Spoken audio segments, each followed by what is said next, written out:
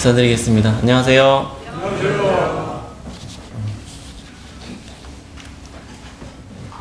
제 얼굴이 까만 편인데 그렇지 않아도 까매질 것 같습니다. 예.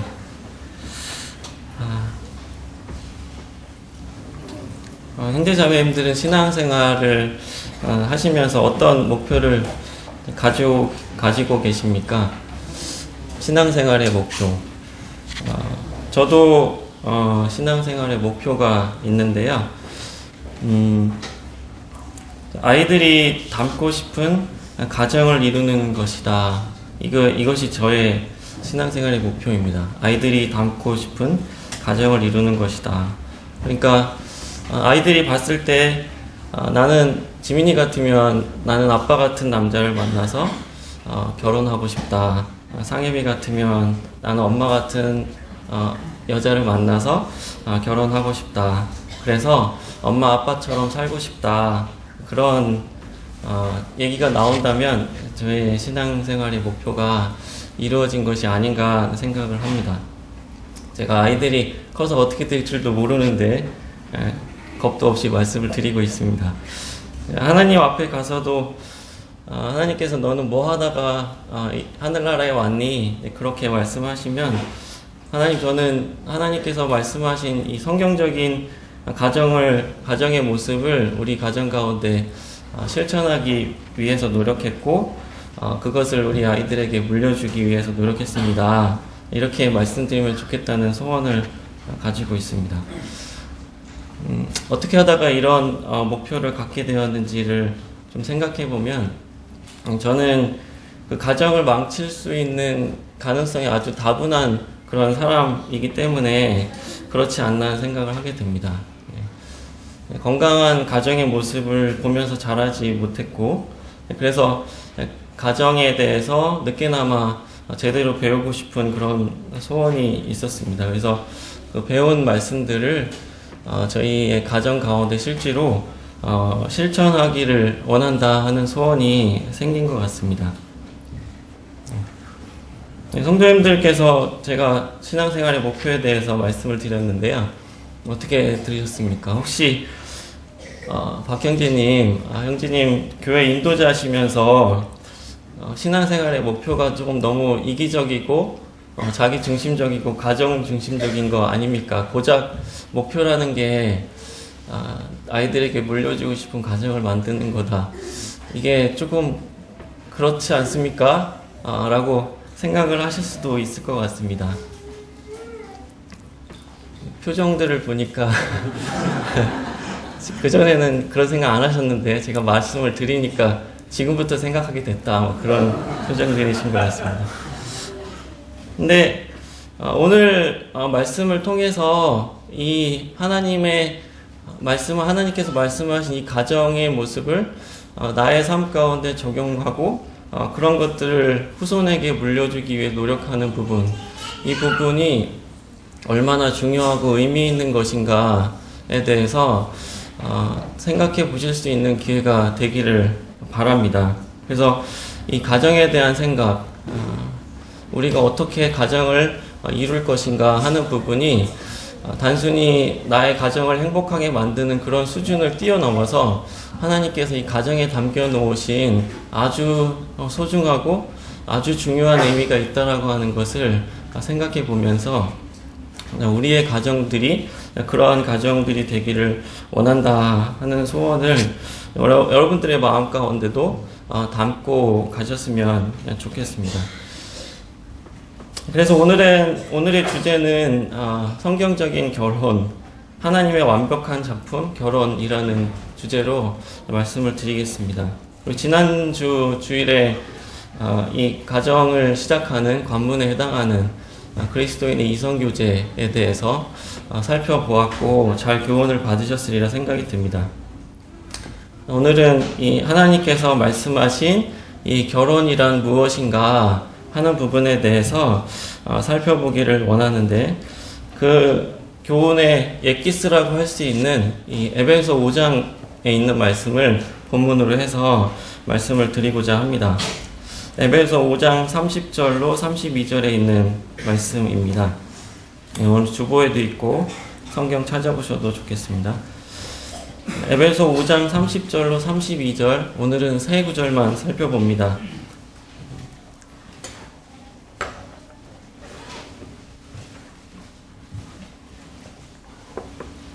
네, 짧은 구절이니까 우리 다 같이 곰곰이 생각하시면서 한번 읽어보면 좋을 것 같습니다. 에베소 5장 30절로 32절, 시작. 우리는 그 몸의 지체임이라. 그러므로 사람이 부모를 떠나 그의 아내와 합하여 그 둘이 한 육체가 될지니 이 비밀이 크도다. 나는 그리스도와 교회에 대하여 말하노라. 네. 자, 우리가 성경에서 말하는 결혼의 원리를 살펴보기 전에 먼저 인식해야 하는 분명한 사실이 있습니다. 그것은 결혼이 어디서부터 왔는가 하는 부분입니다. 결혼은 과연 어디서부터 왔는가. 그래서 우리가 결혼의 기원, 결혼의 유래 이런 거에 대해서 사회학적으로, 인류학적으로, 역사적으로 많이 탐구를 하지만 사실 그 누구도 분명한 답을 내놓지를 못합니다.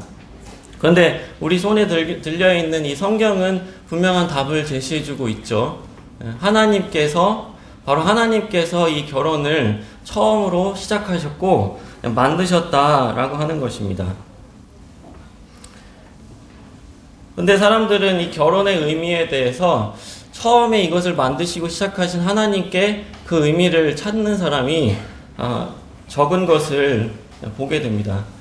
그래서 이 결혼을 하게 되는 과정 가운데서 이 짧은 연애 기간 동안에 발견했던 그 매력, 이런 것에 따라서 충동적으로 결정하기도 하고, 최근에는 어떤 이 결혼에 대해서 생각들이 이 계약의 관계로 생각하는 그런 경우가 많이 있는 것 같습니다. 그러니까 내가 무언가를 주면 상대방도 나에게 무언가를 줘서 그런 이익 교환이 제대로 이루어질 때 원만한 결혼이 성사되는, 그래서 남자의 조건, 여자의 조건들을 쭉 나열해놓고 어떤 조합이 가장 이상적인 조합인가, 어떤 조합이 가장 합리적인 교환인가 라고 하는 것으로 결혼을 판단하게 되는 것이죠. 그래서 이렇게 이 교환적으로 뭔가 계약적으로 결혼을 생각하게 되면 자연스럽게 그 교환이 실제로 이루어지지 않는다든지 그 계약이 파기된다든지 하면은 얼마든지 그 결혼 관계는 깨어질 수 있다라고 하는 것이죠. 아무런 문제가 없습니다. 네, 그래서 오늘날에 우리가 보고 있는 것처럼 통계 숫자가 바뀌긴 하지만 대략적으로 보면은 두 쌍이 결혼했으면 한 쌍이 이혼하는 그러한 엄청난 고통 가운데 사람들이 이 결혼을 맞이하고 또 깨어지고 있다라고 하는 것을 우리가 보게 됩니다. 그래서 이런 상황들을 살펴보면서 결혼이 고장났다 하는 생각을 하게 됩니다. 고장난 결혼. 우리가 복음을 전할 때 고장난 인생에 대해서 전하지 않습니까? 그렇죠? 고장난 인생이란 어떻게 정의합니까? 사람이 하나님께서 처음에 창조하셨는데 그 창조 목적을 벗어나서 그 창조 목적대로 살지 않는 상태를 고장난 상태라고 우리가 얘기하지 않습니까? 마찬가지로 결혼도 하나님께서 처음에 만드셨고 처음에로 시작하셨는데 하나님께서 이 결혼에 분명한 이유와 목적을 두셨을 텐데 그 이유와 목적을 떠나서 결혼이라고 하는 제도가 이루어지게 될 때 이 결혼은 고장난 결혼일 수밖에 없다라고 하는 것입니다. 네, 그래서 우리가 고장난 인생을 고치기 위해서 어떻게 해야 됩니까? 고장난 인생을 처음에 하나님께서 만드셨기 때문에 그 창조주에게 가서 치료를 부탁드려야 되는 건 아니겠습니까? 그것이 바로 복음이죠. 마찬가지로 우리 고장난 결혼, 이 고장난 결혼을 어떻게 치료할 수가 있을 것인가? 마찬가지로 이 결혼을 처음으로 시작하시고 만드셨던 하나님께로 돌아가는 것이 가장 좋은 방법이리라 생각을 하게 됩니다. 그래서 최초에 하나님께서 이 결혼을 왜 만드셨는가? 이 결혼에 두신 하나님의 목적은 무엇인가? 하는 부분을 생각해 보아야 한다라고 하는 것이죠. 그래서 이 결혼에 두신 하나님의 원본을 우리가 알아야 하겠습니다. 원본. 하나님께서 이 결혼에 두신 원본은 무엇인가를 우리가 지금 살펴보려고 하는 것입니다. 그래서 이 결혼에 대한 교훈의 엑기스라고 할 수 있는 에베소 5장 이 21절로 33절에 있는 말씀을 시작하면서 사도 바울이 이런 말씀을 하시거든요. 우리 한번 찾아보겠습니다. 에베소 5장 말씀 펴셨죠?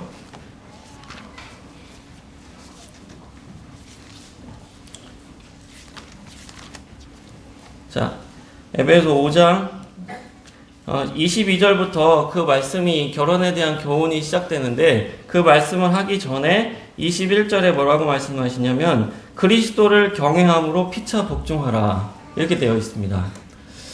자, 우리 예배 시간에도 한 형제가 이 경외함의 정의에 대해서 말씀으로 하나님께 예배 드렸습니다. 경외함이란 무엇인가요? 하나님을 두려워하는 것, 무언가 징계를 받기 싫어서 두려워하는 그런 게 아니라 하나님의 주권을 인정하는 것이다. 하나님의 말씀을 존중하는 것이다. 하나님께서 뭐라 말씀하시면 듣기를 원하는 마음이다. 라고 풀어서 설명할 수가 있겠습니다. 그러니까 하나님을 경외하는 마음 가운데 우리가 이 결혼을 대해야 한다라고 하는 것이죠. 이 결혼이라고 하는 걸 논하기가 정말로 쉽지 않습니다. 그렇죠? 가정들마다 각각 다 사정들이 다르고 현실이 다 다르지 않겠습니까? 그래서 이 결혼은 또 굉장히 은밀한 문제이기 때문에 다 알 수도 없는 것입니다. 그래서 이게 이 현실적으로 접근하게 되면은 끝이 없는 이런 문제라고 하는 것이죠. 그런데 그렇지만 우리가 지금 최소한 이 시간만큼은 우리의 현실을 좀 내려놓고 이 결혼을 처음에 만드신 하나님이 만들어 놓으신 그 원본은 무엇인가 하는 부분에만 일단 집중을 하기를 원합니다.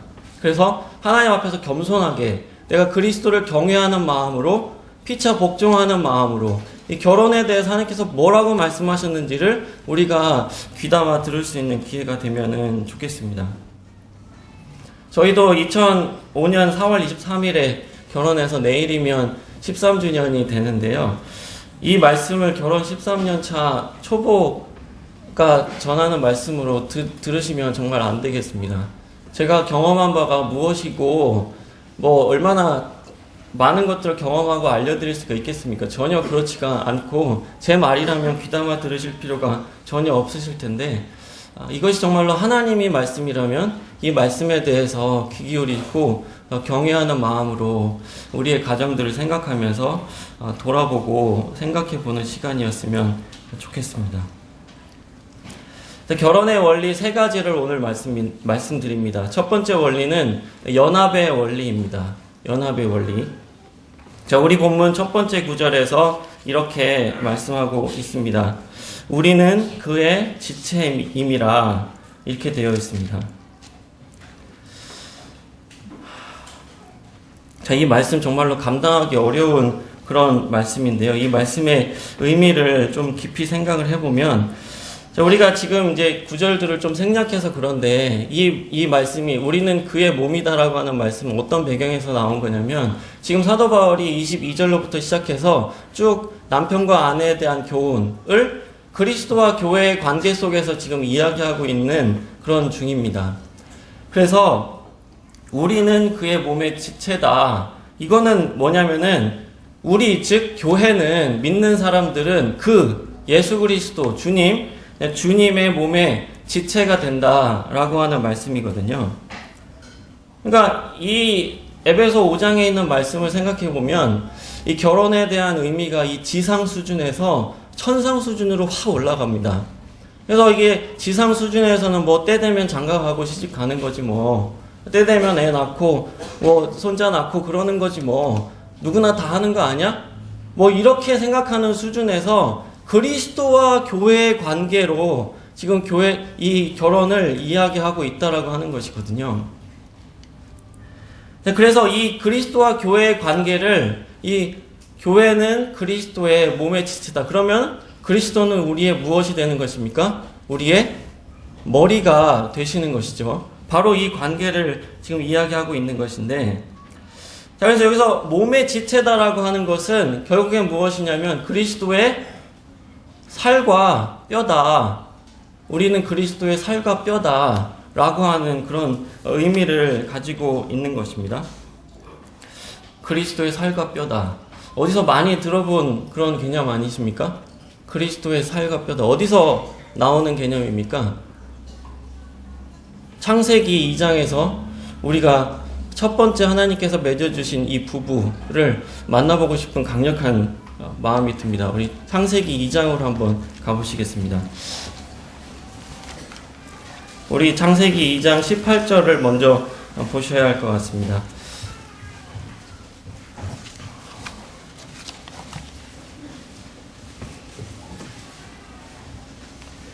창세기 2장 18절을 보시면 에베소 5장에 표시해 놓으시고 창세기 2장 18절을 먼저 보시도록 하겠습니다.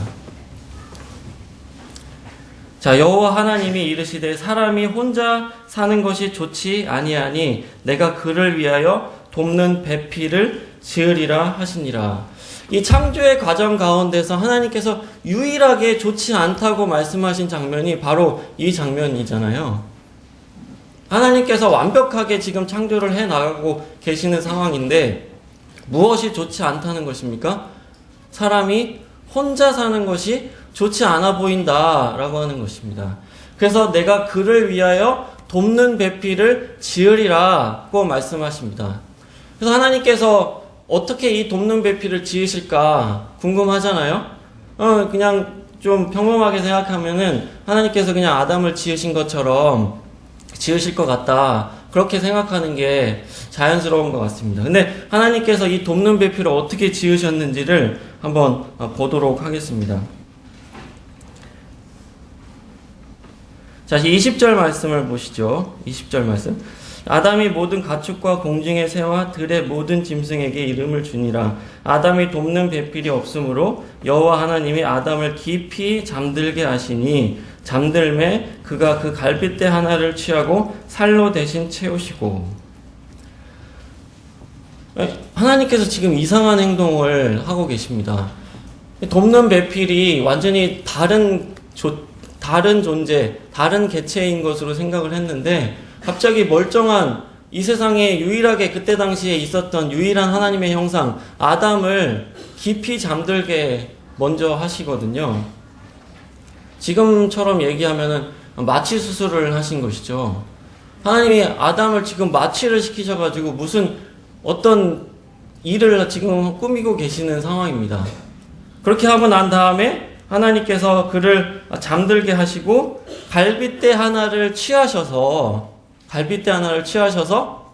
살로 대신 입히시고, 그다음 이어서 읽어보면은, 자, 아담이 이르되 내가 내 뼈 중에 뼈요 살 중에 살이라 이것을 남자에게서 취하셨은즉 여자라 부르리라 하니라. 이렇게 되어 있습니다.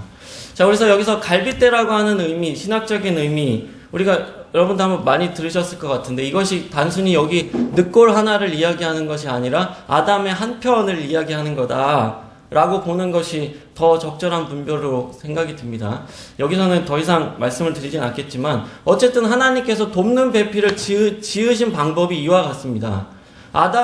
원래 있었던 그 아담을 잠들게 하신 다음에 아담의 한 편을, 아담의 일부를 떼어내셔가지고 완전하지 않겠잖아요? 떼어내셨으니까 그 떼어낸 그 부분에 살로 입히셔서 하나님께서 돕는 배필을 지으셨다라고 하는 것이죠. 그 다음에 지으신 그 사람을 아담에게 마치 중매자가 하는 것처럼 아담에게 이끌어 오십니다. 그러니까 아담이 이 사람을 보고 뭐라고 해요? 이는 내 뼈 중에 뼈요 살 중에 살이다. 이 사람은 바로 나다. 그렇죠. 당연하죠. 왜냐하면 그 사람의 일부에서 떼어냈기 때문에 자신이라고 생각할 수밖에 없었던 것이죠. 자신에게 정말로 딱 적합한, 이 사람이 없으면 내가 온전할 수가 없는 것입니다. 이것이 바로 돕는 배필을 하나님께서 처음 만드셨던 방법이다라고 하는 거죠. 그래서 아담이 이름 짓는 데 선수잖아요. 그렇죠? 그 당시에 있었던 동식물들의 이름을 다 지었습니다. 그래서 이 사람, 하나님께서 이끌어 오신 이 사람의 이름을 붙여주셨는데 뭐라고 붙여주셨나요? 뭐라고 붙였어요? 여자가 무슨 뜻이죠? 남자에게서 취하셨으니 이 사람은 나에게로부터 취함을 받은 사람이구나. 이 사람은 정말 내 뼈 중에 뼈고 살 중에 살이구나. 이 사람은 정말 여자다. 나다. 라고 하는 의미로 여자라고. 이 사실이 얼마나 놀라운 사실이냐면요. 자, 아담이 여자를 보고서 이 내 살 중에 살이고 뼈 중에 뼈라고 고백한 것처럼 그리스도께서 교회를 보실 때 어떻게 생각하신다고요? 이는 내 살 중에 살이고 뼈 중에 뼈다 라고 지금 에베소 5장에서 말씀하고 계신다라고 하는 것입니다. 자, 아담이 돕는 배필이 없었습니다. 이제는 돕는 배필이 생겼죠. 그리고 그 돕는 배필은 자기에게서부터 나온 사람이었습니다. 그래서 그 두 사람은 하나가 되었을 때, 연합이 되었을 때 완전해질 수 있는, 두 사람이 각각으로는 완전할 수 없지만 두 사람이 연합하였을 때 두 사람이 이제사 완전해질 수 있는 그런 관계로 하나님께서 이 돕는 배필을 지으셨다는 건데, 자, 그리스도께서 교회도 그렇게 생각하신다라고 하는 것입니다. 자, 제가 지금 굉장히 조심스럽게 말씀을 드려야 합니다. 그리스도는 완전하신 분이시죠. 그리스도가 온전해지기 위해서 어떤 것도 필요치 않잖아요. 그런데 그리스도께서는 내가 교회가 없으면 내가 온전할 수가 없다. 내가 그리스도와 연합하기 전에는 내가 온전하지 않다. 라고 생각하신다는 것입니다. 신학적인 오류, 이단적인 가르침으로 빠질 수 있기 때문에 굉장히 조심스럽게, 그래서 이것을 하나님께서 비밀이라고 말씀하신 거라 생각이 듭니다. 하나님은 그리스도를 우리에게 보내셔서 우리와 결혼하게, 영적으로 결혼하게 하시지 않습니까? 왜요? 그리스도를 온전케 하기 위해서. 이것이 바로 그리스도께서 자기를 스스로 겸비케 하신, 자기를 스스로 겸손케 하신 놀라운 사실이다라고 하는 것입니다. 그래서 에베소 1장에 보면은 이 교회를 만물을 충만케 하시는 자의 충만이다. 이 교회가 바로 그리스도를 충만케 하는, 그제사 온전케 하는 놀라운 존재들이다라고 하는 것이죠. 여기에 엄청난 연합의 원리가 들어 있습니다. 이 결합은 절대로 떼어낼 수가 없는 결합입니다. 왜냐하면 두 개를 떨어뜨리면 둘 다 망가지는 그런 정도의 강력한 결합이기 때문이죠. 바로 이 원리가 우리 가정 가운데서 이루어져야 된다라고 하는 것입니다. 내가 아내가 없으면, 아내가 남편이 없으면 그 스스로는 온전할 수가 없는데, 아내가 있기 때문에, 남편이 있기 때문에 나는 그제사 온전할 수가 있다. 충만해질 수가 있다. 라고 하는 것을 말씀해주고 있는 것이죠. 그래서 이런 연합의 원리로 많은 그런 적용점이 파생이 됩니다. 가정 안에서 남편은 머리로서의 역할을, 마치 그리스도께서 교회의 머리로서의 역할을 하시는 것처럼 남편은 가정 안에서 머리로서의 역할을 충실히 감당합니다. 아내는 몸으로서의 역할을 충실히 감당하죠. 근데 몸은 몸을 위해서 일하지 않습니다. 머리를 위해서 일하죠. 머리는 머리를 위해서 일하지 않습니다. 몸을 위해서 일하잖아요. 근데 이 두 사람이 하나가 되었을 때 그제사 온전한 조합이, 온전한 연합이 이루어지고 그때 충만함이 이루어진다라고 하는 것을 보게 됩니다. 서로 절대로 떼어서 생각할 수 없는 관계가 되어진다라고 하는 것이죠. 이 부분에 대해서는 성경적인 아내, 성경적인 남편 부분에 대해서 다음 설교 시간을 좀 기대해 주시면 좋을 것 같습니다. 자, 결혼의 성경적인 원리 두 번째는 떠남의 원리입니다. 떠남의 원리. 사람이 그 부모를 떠나 연합을 위해서는 먼저 해야 될 일이 있습니다. 그것은 바로 떠나야 된다라고 하는 것이죠. 떠나야 된다. 여기서 사람이 부모를 떠나라고 되어 있습니다. 떠남이 없이는 온전한 연합이 이루어질 수 없다라고 하는 건 상식이죠. 기존에 가지고 있는 어떤 지배를 가지고 새로운 관계 속에서 온전한 연합을 이룰 수는 없는 것입니다. 그래서 남자가 결혼이라고 하는 그런 관계 속에서 생각해야 될 건 무엇이냐면, 나는 남편이다. 자, 그래서 내가 아내에게 여보, 나는 당신의 남편이기 전에 내 아버지의 자녀야. 그거 몰랐어 지금까지? 이렇게 이야기하면 돼야 안 돼요? 이렇게 이야기하면 될까 안 될까요? 안 됩니다. 안 돼요. 오히려 부모님한테 가서 아버지 저는 아버지의 자녀이기 전에 한 아내의 남편입니다. 이렇게 이야기할 수 있어야 된다는 것이죠. 왜냐하면 결혼이라고 하는 관계는 떠남으로부터 시작되기 때문이다. 그래서 이거는 단순히 부모로부터의 떠남만 의미하는 건 아닌 것 같고요. 내가 이 결혼이라고 하는 관계 속에서 연합을 해치는 어떤 종류의 지배에서 결별하는 것을 의미한다라고 말씀을 드리겠습니다. 그래서 이런 떠남의 원리가 적용되지 않아서 정말로 많은 문제들이 가정 가운데서 많은 문제들이 많이 파생되지 않습니까? 이 떠나지 못함 때문에. 내가 나의 어떤 취미 생활이 될 수도 있고, 나의 사업이 될 수도 있고, 나의 일이 될 수도 있고, 나의 무언가가 성향이 될 수도 있고, 그런 모든 것들의 지배에서 내가 아내와 나의 배우자와 연합을 해친다면 그것으로부터 아주 단호하게 결별할 수 있는 각오가 우리에게 정말 필요하다는 것입니다. 아까 말씀드렸던 그 온전한 연합을 이루기 위해서 우리가 결별이 필요하다, 떠남이 필요하다라고 하는 것을 생각을 해봐야 되겠습니다. 그래서 우리가 결혼이라고 하는 과정 속에서 그것을 임하기 전이든 혹시 지금 이미 가정을 이루는 상황 가운데서도 내가 배우자와의 연합을 이루어 가는 데 있어서 방해가 되는 건 무엇인지 하는 부분에 대해서 좀 생각해 볼 필요가 있습니다. 제가 지금 어떤 특정한 예를 들고 싶은 욕구가 막 올라오는데 절제를 많이 해야 될 것 같습니다. 우리가 이런 부분에 대한 적용점은 가정들에서 각각 다르기 때문에 충분히 찾을 수 있으리라 생각이 듭니다. 내가 배우자와 연합하기 위해서 떠나야 될 것은 무엇인가?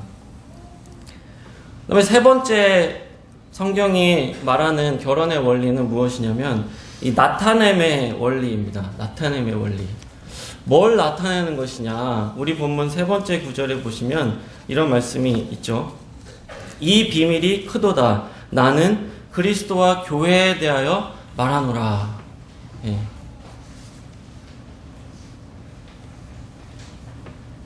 이 말씀의 배경이 무엇이냐고 말씀드렸냐면, 지금 계속 사도 바울이 남편과 아내에 대한 교훈을 쭉 해나가고 있는 상황이었습니다. 그렇죠?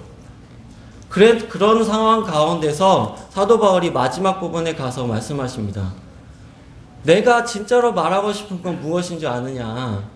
내가 진짜로 말하고 싶었던 건 그리스도와 교회의 관계이다 라고 하는 것이죠. 그러니까 결국에는 무엇이냐면 나의 가정 가운데서 무엇이 나타나야 된다는 것입니까? 그리스도와 교회의 관계가 드러나야 한다라고 하는 것이죠. 그래서 존 파이퍼는 그에 져서 결혼 신학에서 이렇게 얘기했습니다. 결혼은 사진이다. 뭘 찍는 사진일까요? 무엇을 찍는 사진일까요?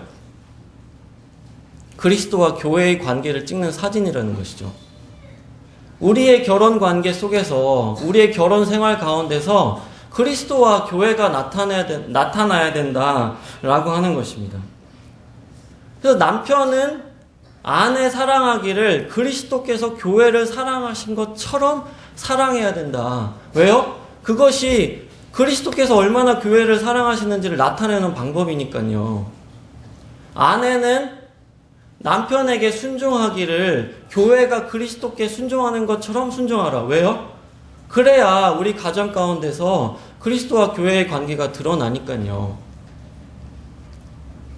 그래서 아까 제가 서두에 아이들에게 전해주고 싶은 가정에 대해서 그게 목표라고 말씀을 드렸습니다. 그러니까 이런 것이죠. 우리는 가정에서 1차적으로 우리들의 자녀들에게 그리스도와 교회에 대해서 가르쳐야 되잖아요. 그렇죠? 어떻게 가르칠 거냐는 것이죠. 말씀으로 물론 가르쳐야 되겠지만 그들이 무엇을 보고 그리스도와 교회의 관계를 배울 것이냐 하는 것입니다.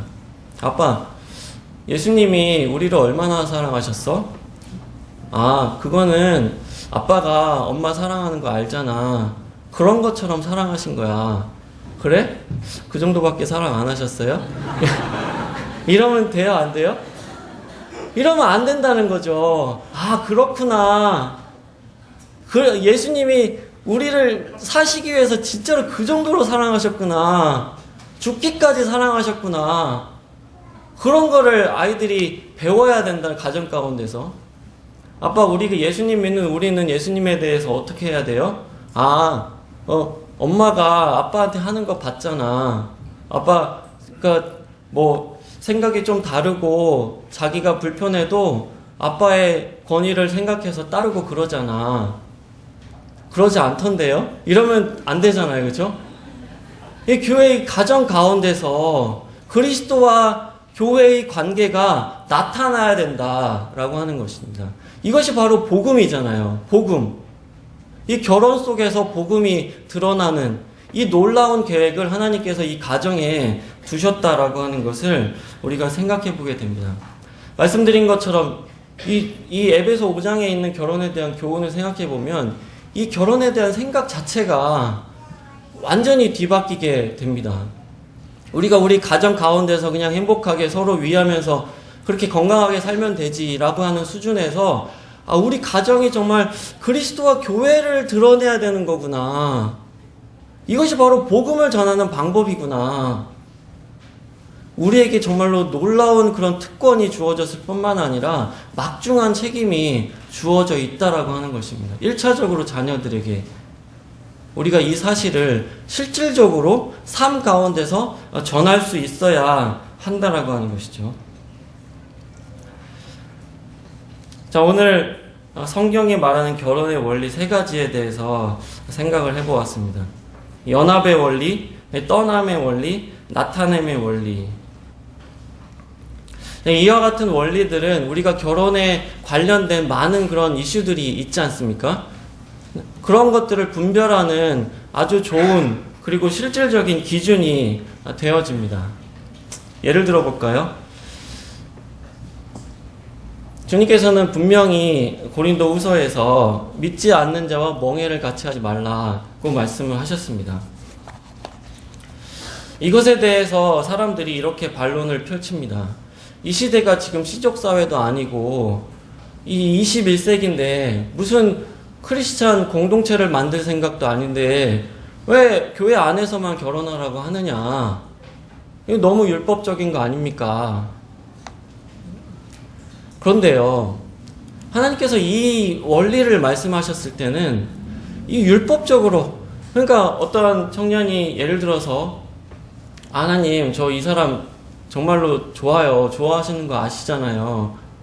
이 사람 정말 놓치고 싶지 않아요. 근데 아직까지 예수님 믿지는 않았는데 일단 결혼하고 열심히 복음 전해서 구원받게 하면 결국에 100%는 아니지만 결국에 하나님 말씀 순종하는 거 아니겠습니까? 하나님 좀 봐주실 수도 있는 거 아닙니까?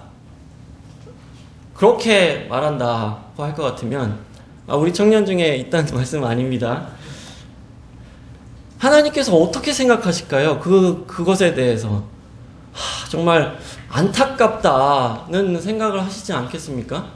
하나님께서 이 결혼이라고 하는 원리가 이 연합이라고 하는 원리 속에서 충만함을 경험하고 은혜를 경험하고 따뜻함을 경험하고 그러기를 원하셔서 결혼을 만드셨는데 이거를 지키지 않으면 하나님으로부터 혼날 것 같아. 그런 생각으로 믿지 않는 사람은 결혼하지 않겠다?